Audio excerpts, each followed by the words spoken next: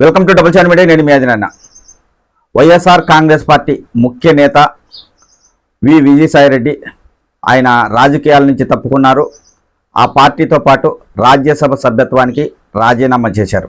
అయితే బీజేపీ నాయకులు చెప్పడం వల్లనే విజయసాయిరెడ్డి వైఎస్ఆర్ కాంగ్రెస్ పార్టీకి రాజీనామా చేశాడు. ఆయన బీజేపీ పార్టీలో చేరే అవకాశం ఉంటుంది అనే ప్రచారం జరుగుతుంది.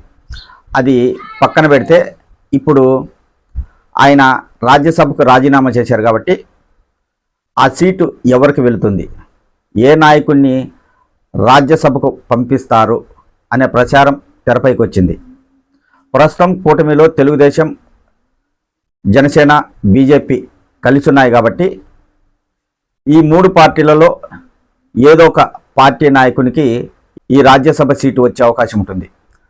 వైఎస్ఆర్ కాంగ్రెస్ పార్టీకి బలం తక్కువ ఉంది కాబట్టి ఆ పార్టీకి రాజ్యసభ సీటు రాదు.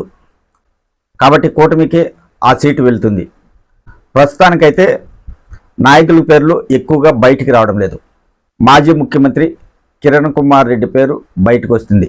ఆయన గత ఎన్నికల్లో కూటమిలో భాగంగా రాజంపేట పార్లమెంటుకు పోటీ చేసి ఓడిపోవడం జరిగింది. అయితే ఇప్పుడు వైఎస్ఆర్ కాంగ్రెస్ పార్టీ నుంచి ఒక రాజ్యసభ సీటు ఖాళీ అయింది కాబట్టి ఆ సీటును బీజేపీ తరపున కిరణ్ కుమార్ రెడ్డిని ఖరారు చేయబోతున్నారు అనే ప్రచారం జోరందుకుంది.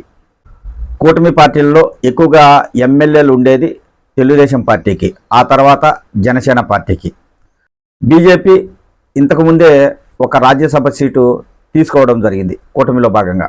అప్పట్లో వైఎస్ఆర్ కాంగ్రెస్ పార్టీ తరపున 3 రాజ్యసభ సభ్యులు రాజీనామా చేశారు కాబట్టి అందులో బీజేపీకి ఒక సీట్ ఇచ్చారు.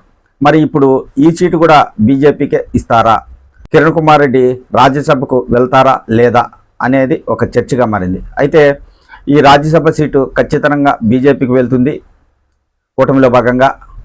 ఎందుకంటే కూటమిలో బీజేపీ పెద్దలు పెద్దన్న పాత్ర పోషిస్తున్నారు కాబట్టి ఆ పార్టీకే వెళ్ళే అవకాశం ఉంటుంది. ఆ పార్టీ తరఫున కిరణ్ కుమార్ రెడ్డి రాజ్యసభకు వెళ్తున్నారనే ప్రచారం జరుగుతుంది. ఇప్పటికైతే ఏ నాయకుల పేర్లు ఇంకా బయటికి రాలేదు. ఇంకా టైం ఉంది కాబట్టి మరికొంతమంది పేర్లు వచ్చే అవకాశం ఉంటుంది.